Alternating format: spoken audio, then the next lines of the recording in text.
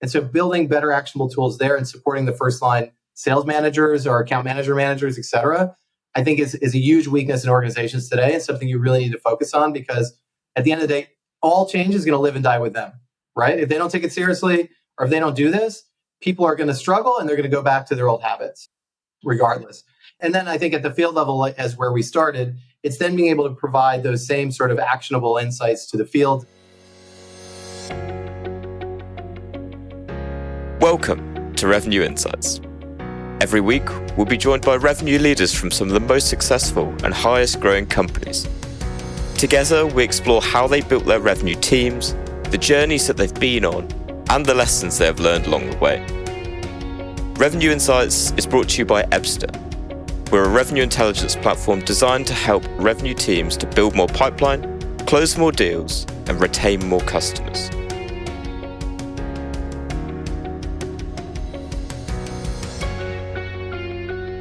Hello there. You are listening to Revenue Insights. Today, I'm joined by Zach Gropper. He's the founder and CEO of Insight Revenue. Before setting up his own business, Zach led sales teams at Gartner, Challenger, and CEB. Zach, really excited to get down into the detail today. Hey, Lee, thanks for having me. Excited for the conversation today as well. Okay. You've had a really interesting kind of history, worked at some pretty huge organizations in the sales space, have come all the way around now to creating your own thing with Insight Revenue. So for anyone that hasn't heard about you before, come across you, could you give a little bit more context around your story? Yeah, sure. So not to bore everybody to make it too long, but I've got a little white hair, so a few different careers that got me here. I live in Barcelona today. I've lived here for about the last 8 years, but actually, as you can probably tell, I'm from the States. So I've, one part of my career, I've lived and worked in about 20 different countries. A lot of that starting at like my first sales job ever, selling luggage on Greenwich Avenue in Connecticut through to really working with very large enterprise organizations and expanding around the world. I think probably the most interesting, part to focus on as part of that story was I'd never gone to business school. I never worked in corporate America per se. And after doing a lot of international work, I wanted to not only be the best at sales or the best at sales management, I wanted to also learn like how do big companies really work and function. And so there's this company called CEB, which is now actually part of Gartner, but not a lot of people would have heard of the Corporate Executive Board. So it was a fascinating company that was based out of Washington, D.C., and way back in 2006, they were on this really interesting mission to take what was a business model a lot like Gartner with specialty around functional areas of excellence and best practice and research. And they had this interesting problem, which is they were rolling out all this research to the market, but companies would take that research and actually try to drive change in strategy, change in behaviors and process. And what they realized is because of the nature of this being cutting edge research, most of their typical go-tos, whether it's McKinsey or your local consultant or doing it yourself, people just didn't have the experience with these practices. So CEB was faced with this challenge from their customers to say, let's build a better version of professional services. And let's build that as part of, let's move away from our membership type business to actually be able to help companies drive change and go to market. And I joined that when they were looking at the sales and marketing side of their research. And that ended up being 16 years of my life there. The name changed many times when I was there of that business. So we took that business, CB was about 300 million revenue. We became a $1 billion revenue company before Gartner acquired us. We were actually the fastest growing part of that business when it was acquired. And then we were sold off to private equity as the company Challenger. And so I went from working with the first companies in the field, trying to actually implement this with this work with my own clients, to then being able to think of much more interesting and newer, more strategic ways for our business to work with them, and then ultimately running the international business. And at one point, I had 4 or 5 offices outside the U.S. when we were trying to figure out how you serve what was perceived as a very American way of doing things in many, many international markets. And so, that role taught me a lot about not only what best practice research and science is of selling, which was fascinating and never got old. And I thought I would have left there after 2-3 years, but stayed there, for a very long time. It also taught us a lot about like how companies actually, get from that 80% of getting an idea to actually that important sort of running to ground behavior change and strategy changes to get them to stick in wildly different shapes and sizes of companies over the years. And then the only thing to add on the back end of that is just having taken that knowledge, mostly working with large enterprise organizations, I've done some of my own scale up gigs since then. So I was able to help a company called AirDNA scale and sell their business to private equity as well. So I've had a couple exits under the belt now, and worked as a CRO in a couple different fields before I decided to, hey, let's put this all back to work and try to do it, as good as humanly possible and in better and more innovative and agile ways in the market with Insight Revenue, which I guess is the flip side of Revenue Insight. So it brings us here today. Clearly, great minds came together in the naming of both our podcast and your business. I really like that. And from your background, very much seen there and done it right from, as you say, from large enterprise organizations down to your scale up. So what would you say then it is about what you've learned from those experiences to then kind of reach the point of going, you know what, from your experience, there's a different way, a better way of doing things, and that inevitably, I assume, leads into what you're now championing with Insight Revenue. So, how would you say your approach, based on your experience, is different to the status quo? Let's say. Yeah, and have had the good fortune to work with a lot of really smart organizations, and the idea is like, how do you build on some of the best IP and really science, right, that there is to actually go to the next level now? And that's obviously our mission is to say, okay, looking at learning how customers have been buying and what drives loyalty over the last 20 years from a scientific perspective, but then actually having the unique experience of working with hundreds of companies to try to drive change. As in any business, I think every business has its limitations based on its business model and its profit models, and also having observed hundreds of companies try to drive, let's call it commercial transformation over the years. I've just also seen that the things that go wrong, right? And so it's always been an aspiration of mine. I've been taking a little, I have a notebook with also my colleagues. We've come together with a passion for like, well, if you could do it all again based on the same science and research, like what are the things that you would actually do slightly differently to improve the traction that you get in the market? And the other thing that we find is that, if you look at the capabilities that partnerships that people have, the opportunity that's out there, it's like consulting companies are great and can bring in great ideas, but they're really terrible at actually implementing change and getting behavior change to stick and doing any kind of training work. Training companies, on the flip side, aren't really good at actually helping with the real change management that makes most of these programs important. And there's a lot of great IP and branded methodologies out there, but generally based on the confines of their business model, they can't actually adapt what they're doing to your business. Like that would make them too not profitable. So they try as best as they can to bring in a lot of ideas, but unfortunately those ideas stick at the theory level for the most part and don't resonate or stick in the organization for the long term. And so if you look at kind of the things that we think organizations really need to focus on and the things that break, it's the ability to really be strategic about change management with any type of go-to-market model change or transformation you're going through. It's making sure what you're doing is actually really tangible at the field level, so it integrates into the day-to-day of the people who are actually engaging and talking with your customers. And so I know maybe later we'll talk about, well, how's that different for an SDR versus an AE versus an AM or CS individual? And then there's kind of the, how do you get implementation right? So there's actually a structure to driving these kinds of changes and sort of the building blocks, processes, tools you need to have in place to make sure that it all aligns within the organization and that you're actually able to not only get initial ideas to stick, but improve over time. And so, there's a lot we've learned across hundreds and hundreds of companies we've worked with.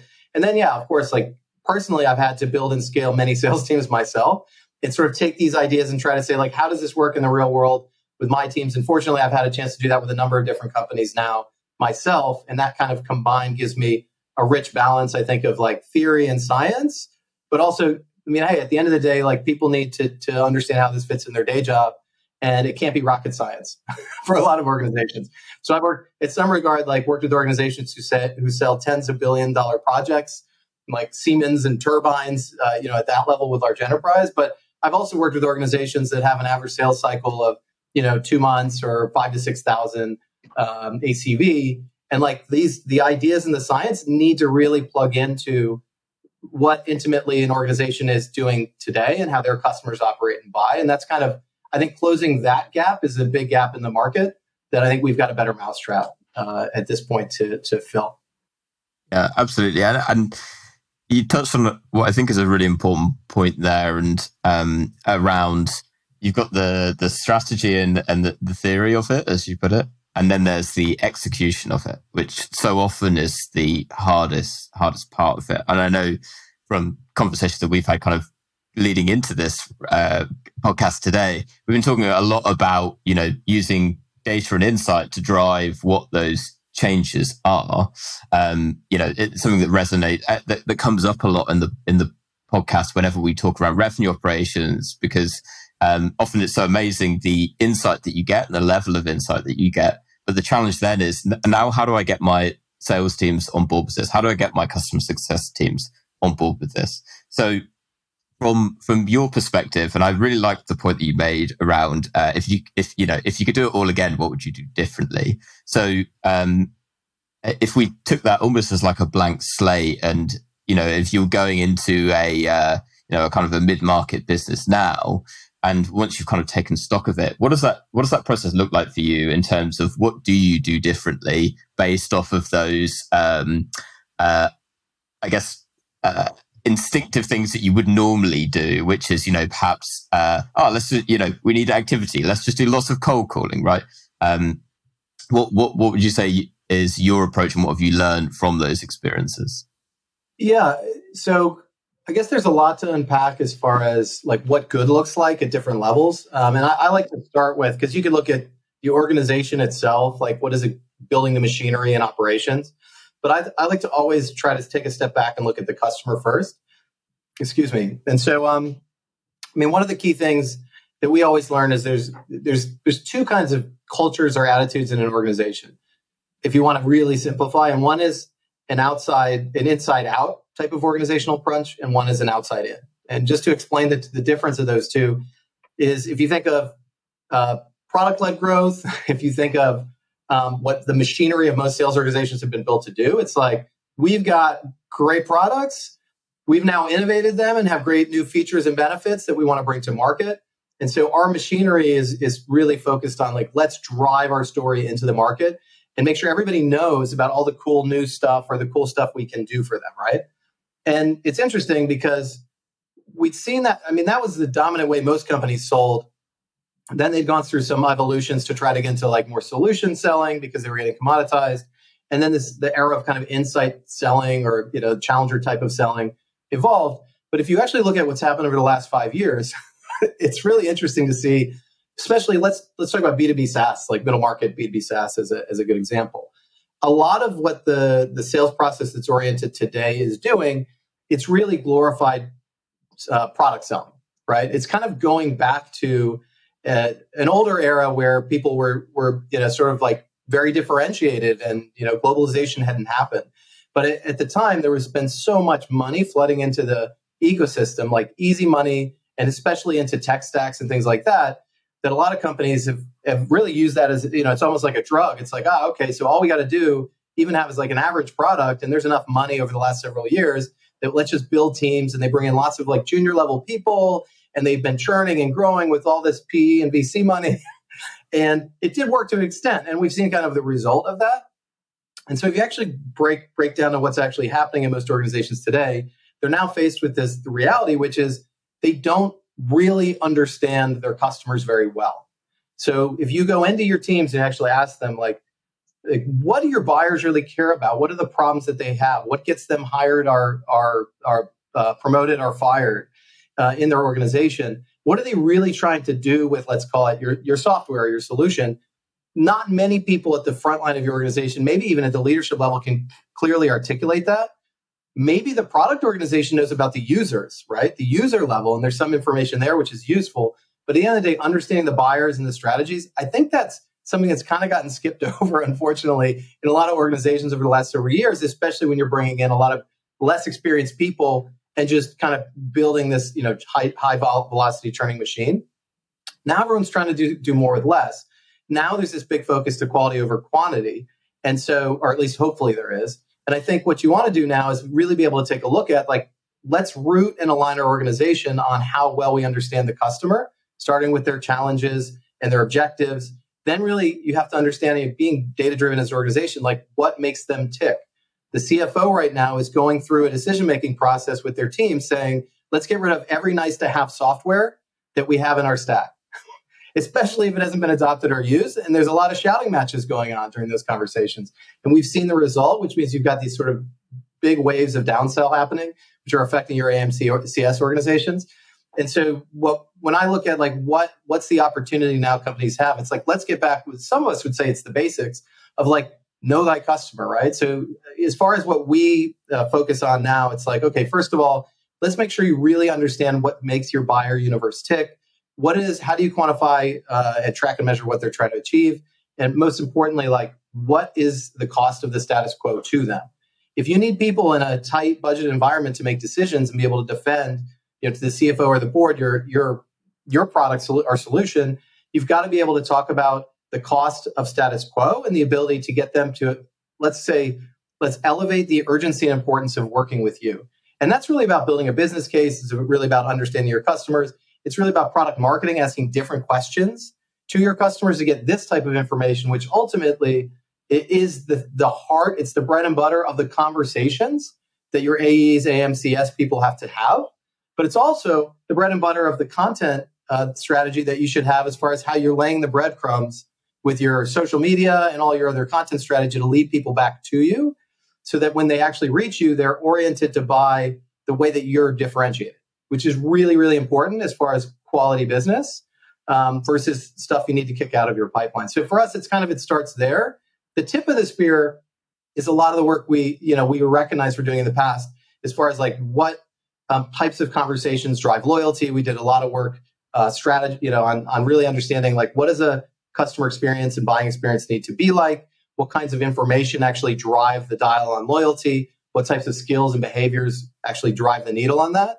And then if you put two and two together, it's like, if you have a deep understanding, you use that to actually have better conversations with your customer, then there has to be the implementation or the structure in between. So nowadays you've got RevOps, which is great. A lot of companies have a CRO model, which is great because you can break down the barriers and align the teams, but you need to be able to bring in sort of a new operating system to operate this way, which is not a push out to market, but it's from working from your customer back, right? So it's really that outward in, which I think is threaded through everything that we do. So it's, if you want to simplify it, it comes down to that customer understanding to create better content and insights via insight revenue and revenue insight. Like, that's the currency today that brings differentiation and value, and all the science, there's some great science that proves that. And then it's like, well, how do you drive change in your organization and drive alignment? And then how do you actually give the people at the front line a real leg up, especially people with not a lot of experience, to have these better interactions, more value-driven interactions. And then on the AMCS side, to actually demonstrate impact, so it's much easier to renew, cross-sell, and expand. So sorry, that was a bit of a large picture, but, like, I think that sort of encapsulates, like, if you don't do one of those key, like, legs of the stool, you're very likely to have to go back 6 months later and think of a new idea. I really like the summary that you've given across the customer journey there. And I think the bit that's most interesting to me, and we've talked a lot about the strategy and the theory at the top of it, but it's then there's so many different ways you can get into the tactical pieces around actually aligning on that customer journey. So appreciate that we could spend a lot of time going through each one by one, but to you, 3 hours, right, Lee? Everyone listening is probably just checking the phone. 3 hours? Stick it on 2 times speed. Let's pick on one of them. Which would you say, do you think, is the most overlooked, let's say, where the consistency is lost in terms of the customer, the customer need? Where is it often, and where are those breakdown points typically in the business that you've worked in and that you work with? Yeah, that's a great question, because I think, like, a lot of times when I talk to CROs and CEOs these days, like, they're doing a reanalysis of their pipeline, and they're thinking about where are the critical breakdowns so that they can figure out how they get more with less, or how they maximize in this environment. And I think the interesting thing is actually when most people do that, there's sort of a hammer looking for a nail. And so I think if you see where the problem is, in most cases, the problem actually started earlier, which is an interesting conversation in its own. But I think the main inflection points, if we look at them, it's like there's these really critical moments in the relationship with the customer. Obviously, there's the handoff between SDR and AE, which is really interesting. And there's a lot of, I mean, my goodness, if you ever spend any time on LinkedIn, there's plenty of people out there talking about outbound and talking about filling the funnel. And I think there's a lot of interesting work that needs to be done to improve that first sales interaction, or the disco demo, particularly with SaaS as an example. But I think there's some attention there. There could always be more, and definitely a lot we could talk about. I think the next one, though, that actually doesn't get enough attention is the handover between sales and AM, or sales and CS. And I think it's a little neglected, and it's going to rise significantly in importance, because what you see happening right now is obviously there's a lot of downselling going on, and it's really, really tough in most markets, unless you're selling into really traditional markets. But especially as a SaaS business or selling into SaaS, it's really hard to get new logos these days. And the cost of sale is going up and up and up, right? And so everyone knows, like, it's way cheaper to get money from existing customers than it is from new customers. But like really being thoughtful about that as an organization, to think about, like, well, what are we doing to be able to maximize the opportunity that we have? Because literally the customers that we have right now, if you're a SaaS supplier, someone has decided not to cut you. Like, they literally have made a choice, probably with a board or CFO.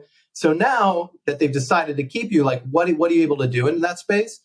And so there's some really interesting focus on expansion that's going on now. And people are really shifting towards expansion revenue as a priority. But at the same time, a lot of pressure is now coming down on the CS leadership team and the CS performers as individuals, and account management, which is, interchangeable in some organizations, to say, like, okay, now you're salespeople, like, go out and we're going to put a huge bogey on you guys actually growing the organization. And I think the problem is that those teams were not built to do that. People who went into, like, take CS in particular, like, people didn't go into CS because they wanted to be salespeople. They're uncomfortable with commercial conversations. They want to, in some cases, be very reactive. Like, that's the disposition is we love reacting, responding, problem solving the customer needs. And that's a different role as well. And then they're uncomfortable with some of the things. If you actually look at the science around what actually drives commercial success, things like using tension and taking control, like some of those hallmarks of what's driving high performance in sales, these are things that team is very uncomfortable with. And then you put on top of that, like, the number of stakeholders. I love the EBSTA data and the research you guys put out with Pavilion. That, it's really looking at, like, how do you think about relationship health, and the number of, everyone's talking about multi-threading. Look, these folks, a lot of times they know how to talk to maybe the users, and maybe they know how to talk to the buyers. But at the same time, like, that whole universe of strategic people that actually put those initiatives in place and run the budgets, like, they are really struggle with how do they talk to those folks and get access to them, as you think about, like, the things that really matter. And then ultimately, when we look at the great research done by CEB and Gartner over the years, what actually drives renewal for an existing account, it's a lot having to do with the quality of service and the quality of the product, right? But at the same time, what drives expansion for an account? It's the ability to do something that's actually, like, articulating business value, talking about customer impact. And I think these teams are less business savvy than they need to be, typically, to say, how do we talk about value in terms that actually relates to the customer, versus, like, vanity metrics that might show up as, like, the things we think are important, but actually do not drive the needle at all. And so if you look at the critical breakdown that typically happens as one point, it's the handover between sales and how you actually drive, onboarding, adoption, time to value, expansion, renewal, like that journey, that service roadmap, if you will. Companies need to be much more thoughtful about how to execute it. But ultimately, if you don't get that handover right, and you don't do that really deep work at understanding the customer at the beginning, you're never going to get any of the rest of it right. And I think companies are going to struggle with that right now. So it's a big area of focus for our business. All right, then. So what does the perfect handover look like? How should folks listening to the podcast today be designing their handovers, and how do they get more value out of it? Sure. Where's the silver bullet? So you just create a form, the handover form that everybody fills out. We know that the salespeople love filling that out properly. And then, the account manager or CS person, they know everything and they're just off to the races.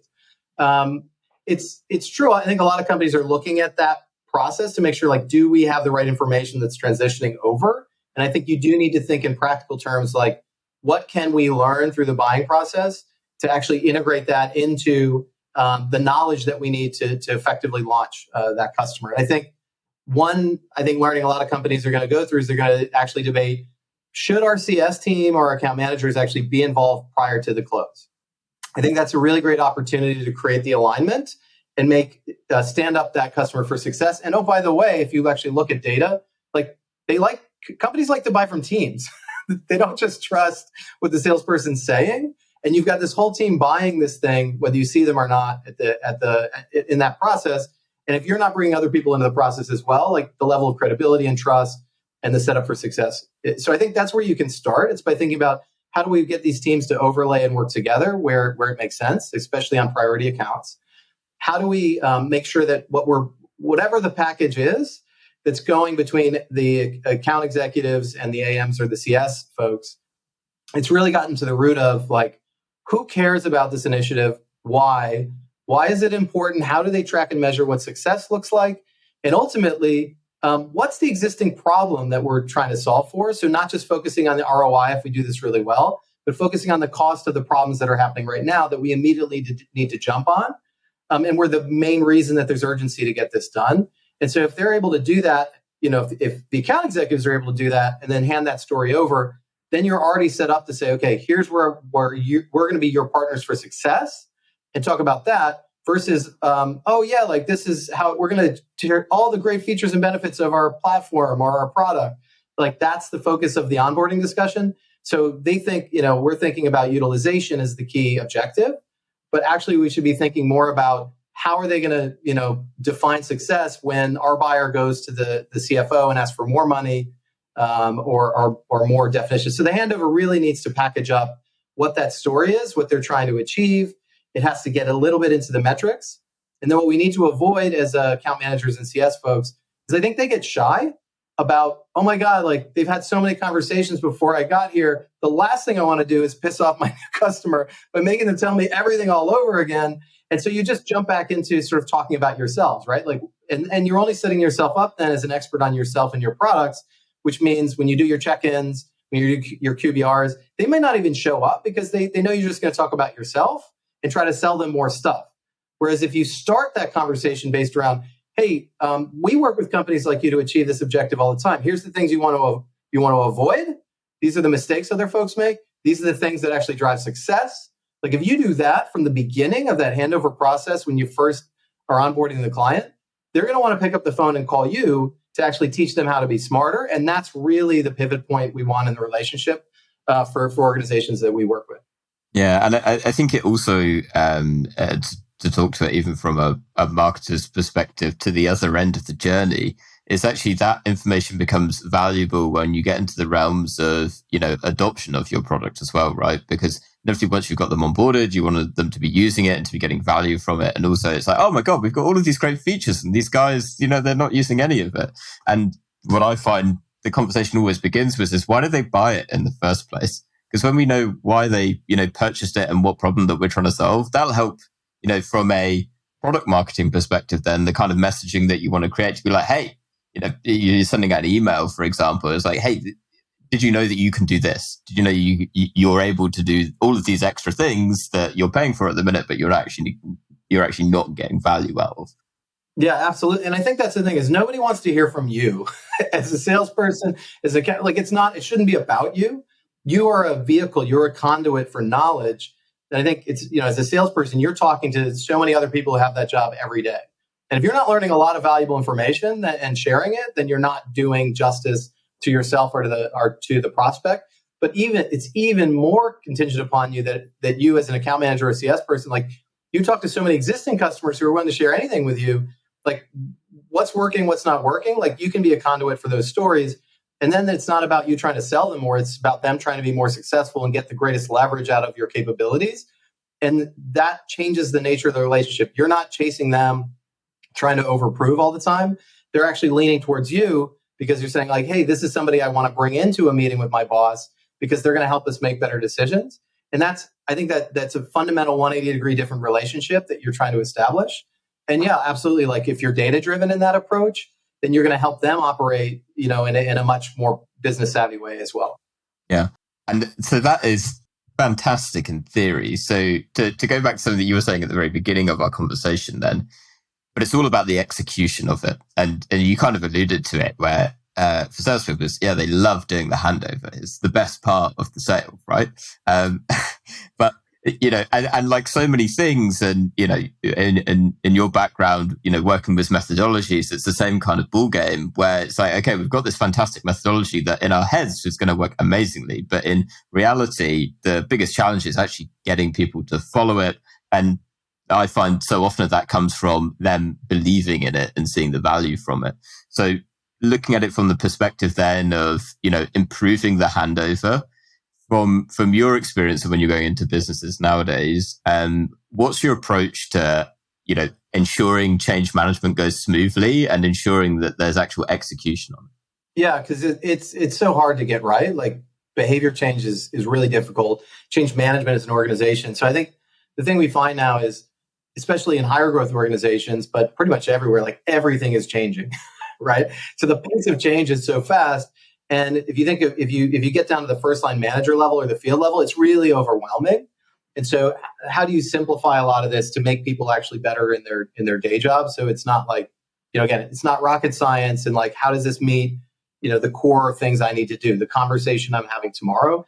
And I think if you're going to think about a lot of what I'm talking about is organizational support. So describing that, like to tell an account manager or a CS person to go out and do this on their own, they're going to say, wow, like I'm not a consultant. Like that's not my skill set. That's not what I was hired to do. Sounds great. I'd love to. So part of it's convincing them that this is what your customer wants. And it does go back to the really interesting study around the sales profiles and the challenger versus the relationship builder, which a lot of people have read that book or seen that. The idea that, you wouldn't be surprised to know that a lot of account managers at CS are more the relationship builder approach, right? And the relationship builder really believes like being really generous with my time is going to reward, it's great for the customer, great for me. They're going to reward me with their business. And in fact, what we now know intimately well and in painful situations is if you're friends with the customer and they're busy and they've got other stuff to do or they've got to cut budget, like you might be the last person they call because they feel bad telling you that they're moving the business to someone else or they need a downsell. Or, hey, they may actually bully you because it's like, okay, like you want to help me? What do I need is a discount right now. So why don't you give me like 30% discount and then you're gonna be my best friend. And so moving the conversation to business value it's a combination of organizational insight on the customer that you can package up to actually give these teams the ability to say, hey, listen, like, and sales enablement obviously works on like, how do I take those ideas and build collateral so we can steer and guide these conversations to make them much more valuable. So it's as much as like I'm giving you some teaching advice to give to the customer from the balance of what we learned from other customers, right? Like that's the simplest, easiest thing to start giving to your teams is like, what are things I can teach to actually deliver value versus the extraction of value and things that I'm doing to help them help me sell, right? Which people can see a mile away. So that's a starting point is like, get great messaging content, get great insight that's going to be valuable to help your customer think differently about their challenges. That's generally should be an organizational capability between sales, marketing, even product marketing, and then the field teams, right? Like you create a feedback loop for that. And that's in practical terms, makes the jobs way, way easier, but you need to build a system that does that right. The thing I think is really interesting to look at right now, though, is the first line managers who manage the CS, account managers, and AEs. Like a lot of these are new managers, especially in SaaS companies these days. And they're dealing with all this change. They're communicating the stuff down to the field. They're trying to drive performance improvements. Everybody's being asked to like step up their game. And these folks, like maybe they were really good as a CS or an account manager, or maybe they were really good as a salesperson. That's not going to become a great first line sales manager. And so there's a lot of work been done and a lot of great research around this sort of idea of this double jump, right? So the jump of going from that role in the field to being a good manager of that team, but then the jump to like, oh, wait, now we actually have to do something differently than we did a few years ago when I was doing what I was doing. I'm not teaching people to do what I did. I'm teaching actually people to do things maybe I couldn't even do, which is like talk about business value and root in sort of these richer, kind of more insight-driven conversations. In order to be able to do that, they've got to be great at coaching, like behavioral science. Like, how do I observe objectively the behaviors that good looks like, and I reinforce those across my team? And so, in practical terms, we think one of the most important things companies should focus on right now is, how does a manager review the calls that their team is having with the customer through an objective lens to be able to actually pinpoint, like, what's the behavior change that's going to be actionable for them? And so we focused a lot on not only building sort of the skill set of what managers in any of those roles need to do now, but also giving them tools to say, okay, well, this is what a good conversation looks like. This is what good opportunity management looks like. This is how I'm going to actually observe my team and not just teach them to be like me.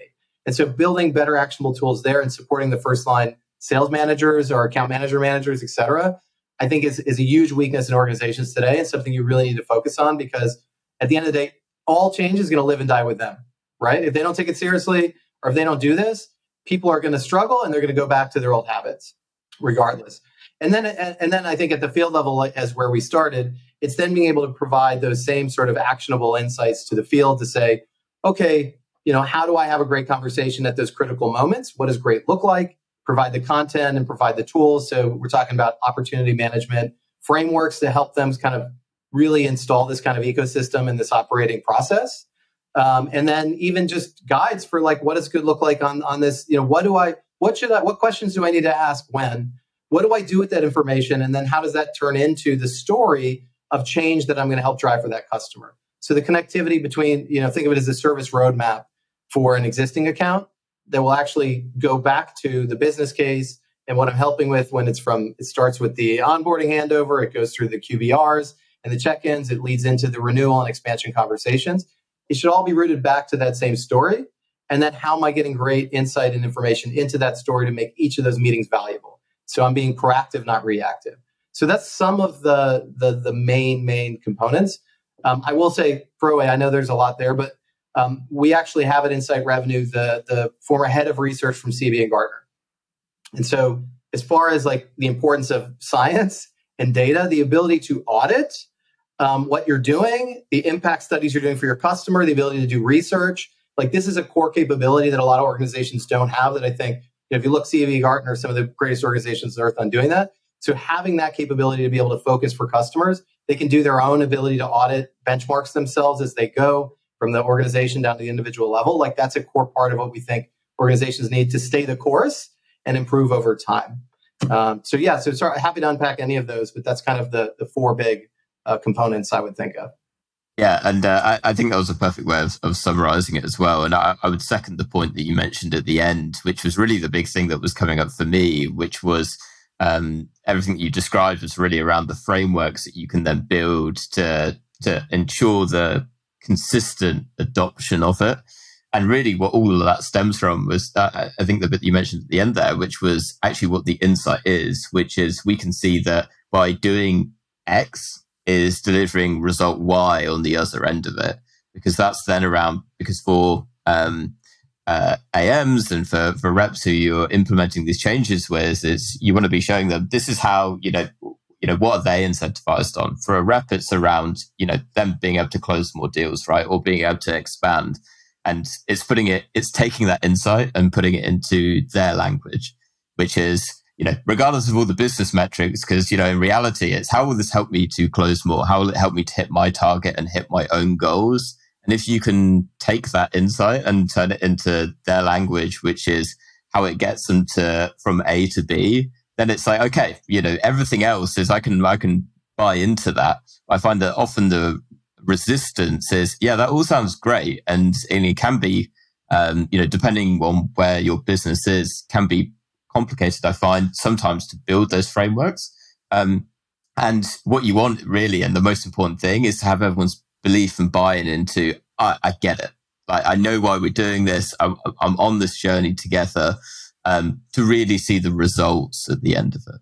Yeah, and what you're describing is what everyone wants to feel like everyone uses the term partnership too liberally. Like, are we a partner? Are we a vendor? Are we a supplier? Like, everyone wants to be a partner, right? Or a trusted advisor. And I think that's how you do it. Like, if you can show that I've helped many more people do exactly what you're trying to do and successfully, that's the kind of partnership I want. So guide me, be prescriptive, like steer me along the way, make sure I don't make the same mistakes others have made versus like, oh, well, like I'm an expert on my product and I can teach you how to use it. And by the way, like I can talk to you about utilization to make sure that you spend all the credits that you're using all your licenses, right? Like we want like these kind of vanity things, like that's not really helpful. And that's why we want people to show up for the calls. We want people to pick up the phone and call you, whether you're a salesperson or someone in CS. And then you've got something valuable to share with them. And I think that's the core to it. And providing tools, training, templates, and ultimately content is how you make this really easy for folks. Versus just what you can't do is just train them and then ask them to do something aspirational and then not really show them like the steps along that yellow brick road. You touched on what I think is a really important part there, which is it's having that data and insight to begin with to know where to then build everything else, having the tools and frameworks that come next. So you kind of mentioned the audit there, but could you elaborate a bit more on what that audit looks like and what you're looking to find and really where you're looking for the leakage in the pipeline there?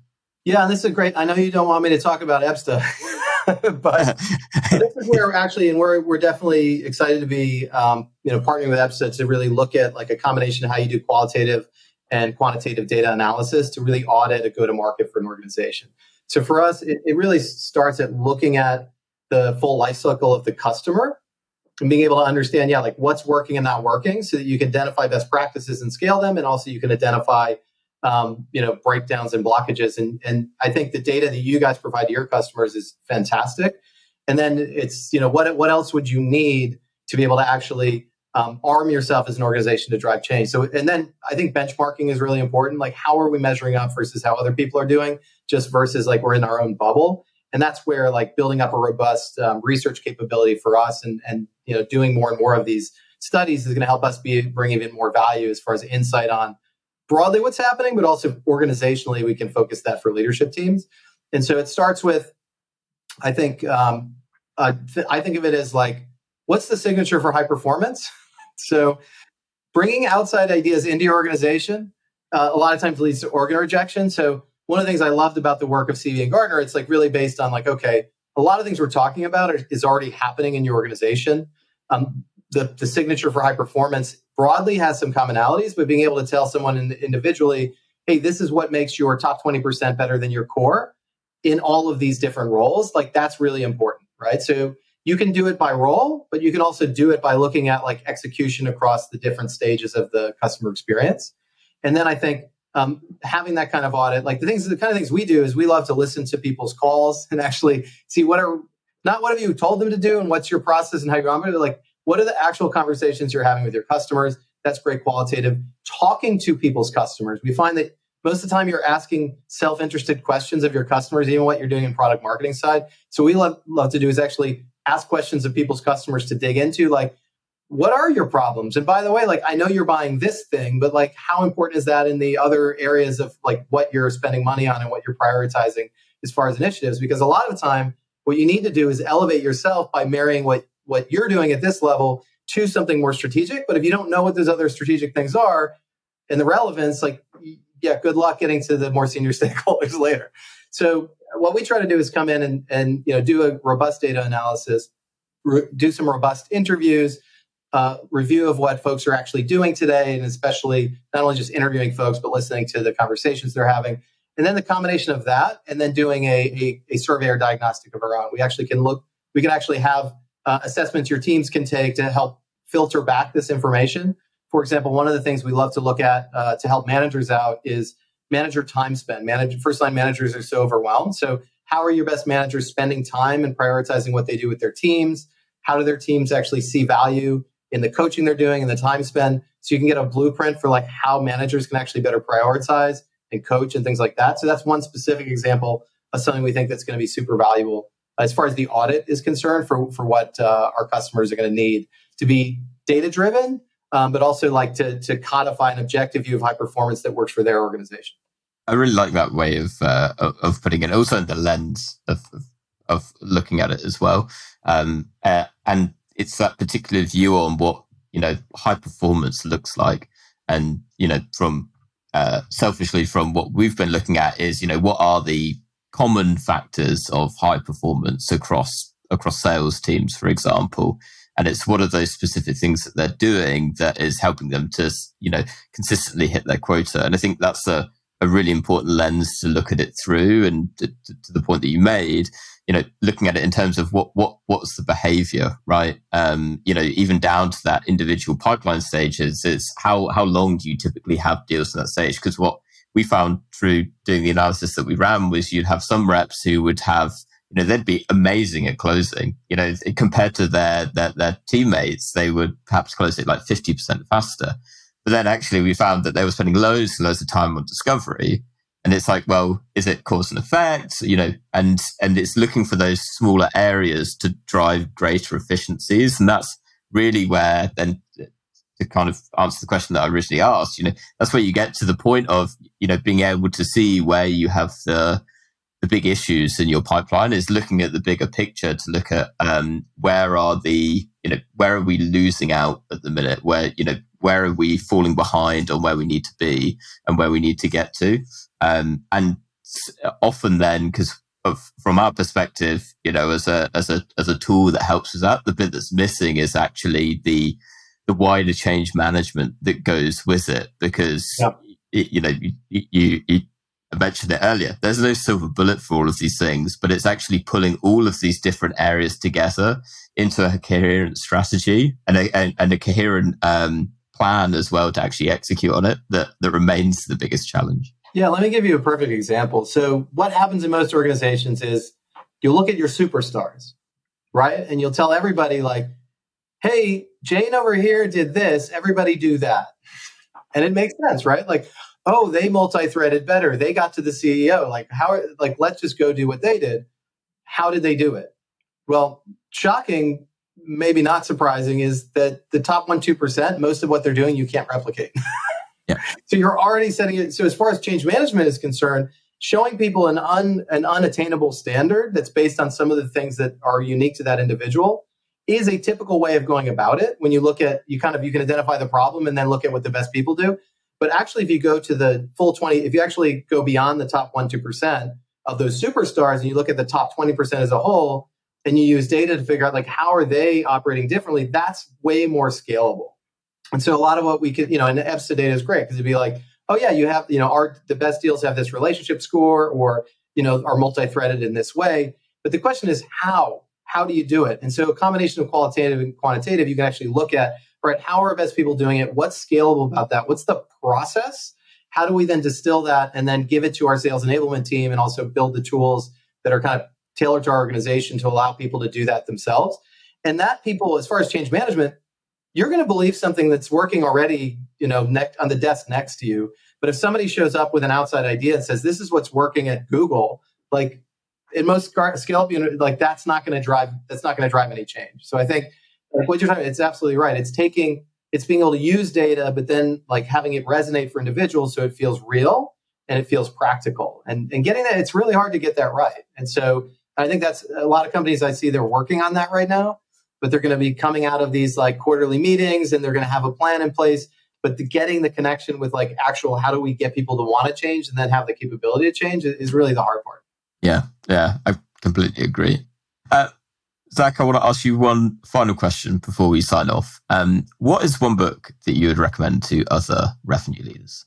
There's been a lot of great books published by my colleagues and organizations I've worked for, and I will absolutely say go read all of those because they inform a lot of what next to be the next chapter. I think one book I always go back to that I love, and I've actually heard many people say, I'm reading it again, is Never Split the Difference by Chris Voss. So I think, hey, these days negotiation is important. But it's, negotiation isn't about tricks. It's about a deeper understanding of the customer. And the thing Chris Voss, really leans on is getting them to believe you actually care to understand what their needs are, but then actually getting them to understand your needs. And that sort of drives the conversation. And so I think it's also just really well written. So I'll go with that one.